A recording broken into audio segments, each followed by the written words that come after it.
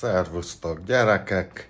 Ma arra ébredtem, hogy megint megnézem a Dunapartot, az árvizet. Gyertek és tartsatok velem! Így hát kicsíptem magam, mint székletes Pityu Jézus nevenapjára.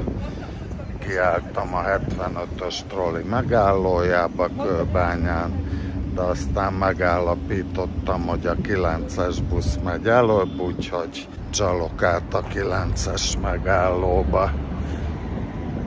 És akkor itt még az elejére egy kis spoiler, hogy a nyitósnit nem volt véletlen.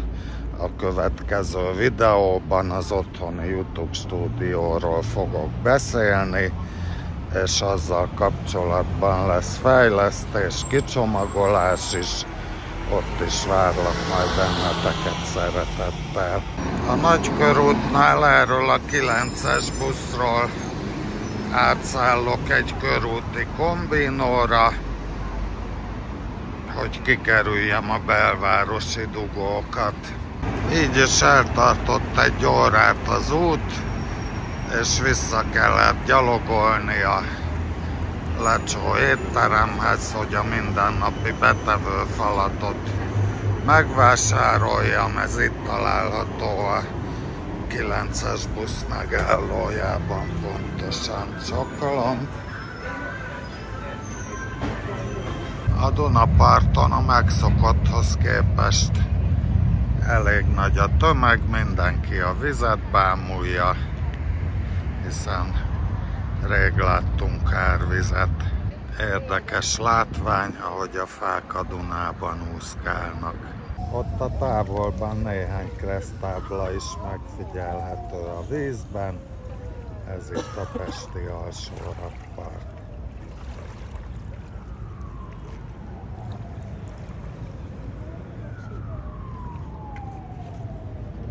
Sajnos a túloldalt nincs időm most megnézni, rögtön kezdődik a műszak, tehát arról majd valahogy a végállomási visszafogáskor próbálok tájékoztatni. Természetesen ma már nem a Széchenyi István térig, csupán a Kossuth térig közlekedik a villamos, mivel az árvíz ott is elöntötte az alsó rakpartot, és feltehetően a Lánchídi alagutat is.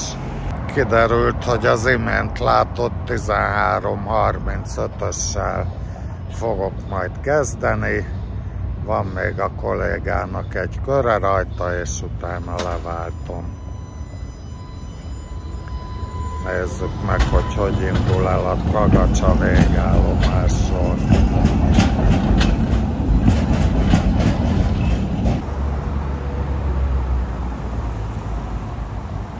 Délután 3 óra közeleg, és mint a kijelzőn talán vagy látszik, vagy nem 5 perces a követés. Időközben kicserélődött a villamos-állomány, láthattátok így már az egész flottát. Indul a harmadik, 13:39.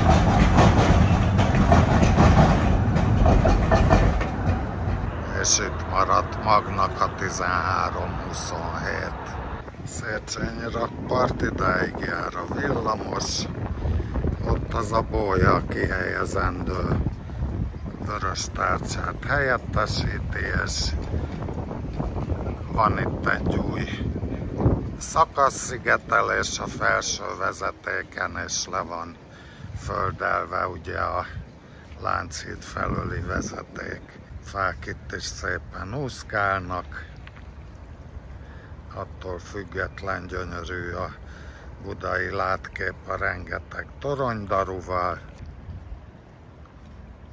Ma a 20-as a varázsszám, 20 köröm lesz ezen a 2 megállós vonalon, egyébként 4 részletbe, tehát 3 leváltással, és a körök közti időkülönbség is 20 perc, tehát oda-vissza mindig 20 percenként teszi meg az adott villamos ezt a vonalat. Másik végállomásra is érkezik a 2-es, Mi pedig itt fogunk indulni, közvetlenül a metró kijárat elől.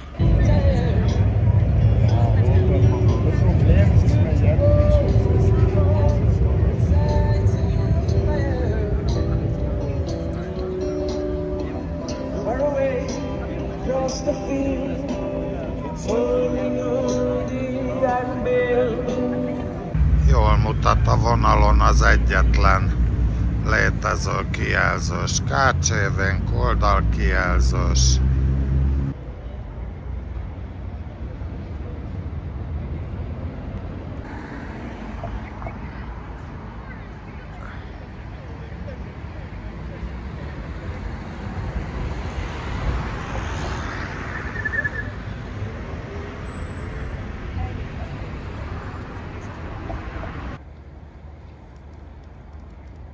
Már szombat van, 21-e, kiseggeltem a trollit, ezzel megyek a Jászaira ismét. Margit híd északi oldal, ha úgy tetszik, Angyalföld. Pontonok már elestek,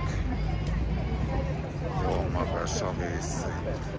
Az enyém a 35-ös, a 40 meg a tegnapihoz képest új a vonalon. A Duna ismét emelkedett, és a faszparittyák itt röfögnek az árt villamos vágányon.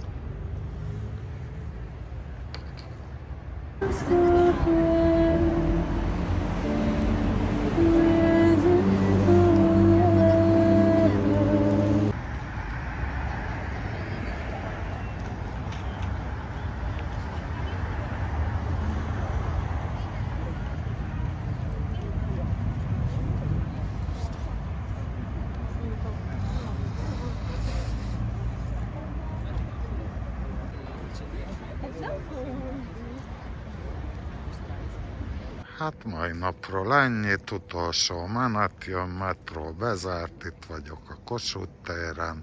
Utolsó nap 9-es busszal megyek, mert tegnap beszoptam a trollival, több mint 1,4 óra volt a Jászaira, valami Hősök terei koncert miatt. És akkor harmadik nap megint a Jászain. Ezzel a villamossal föl fogunk menni a Széchenyi rakpartra a kihúzóig a kollégával, és onnan én még elgyaloglok a Széchenyi térre, megnézem, hogy ma mi újság, hiszen az előző videóban ott kezdtük, most meg azzal fogjuk befejezni ezt a 3 körös etapot. Hála Istennek olyan jól hajráztam, hogy reggelivel, bevásárlással, utazással, mindennel végeztem. Lepakoltam a cuccot a tartózkodóba, és most pedig ugye van még másfél órám katasztrófa turistázni.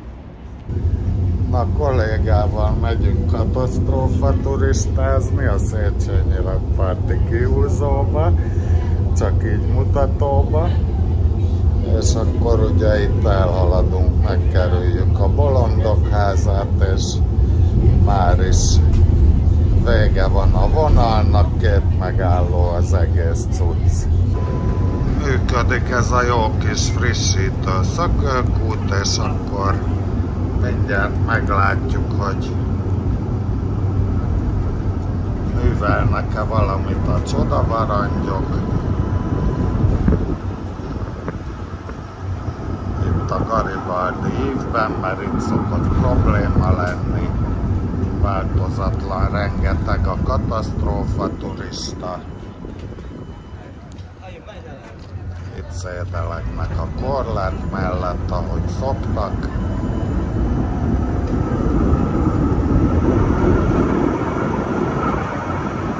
És akkor innen még egy kicsit tovább gyalogolunk, mert azt a részt az elmúlt 3 napban még nem láttuk. Most itt mindjárt lesz az egyik gyalogátkelőhely tábla alatt egy kötelező haladási irányél, ott van lenn, és az tegnap 2/3-ig el volt lepve, és akkor így legalább itt a Széchenyi rakparton is meg tudom mutatni a villamost, közvetlen a vágány kapcsolat után dekkol le, és utána vissza is tud fogni. És akkor itt van, amiről az előző videóban beszéltem, a Lánchídi alagutat szügyig ellepte a víz. Látszik még a támfalakon, hogy magasabb volt a vízszint, egészen idáig a megállóig kiér. Lánchíd fele sétálunk, én ezt még nem láttam, itt is ilyen régi módi korlátot tettek, és akkor itt meg is szakították a híd feljárónál, van egy zebra, hála a jó Istennek, és így egész át lehet menni a híd déli oldalára.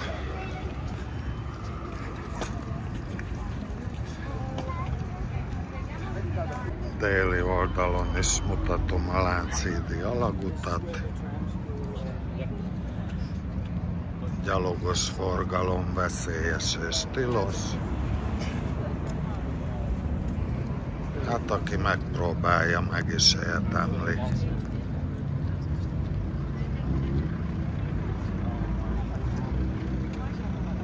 Itt az Ötvös téri lehajtónál is készült homokzsákokból mobilgát, ezt láthatjátok most éppen. Különféle mobilárusok vannak ide kitelepülve, egyébként normál időszakban is, nem csak árvízkor.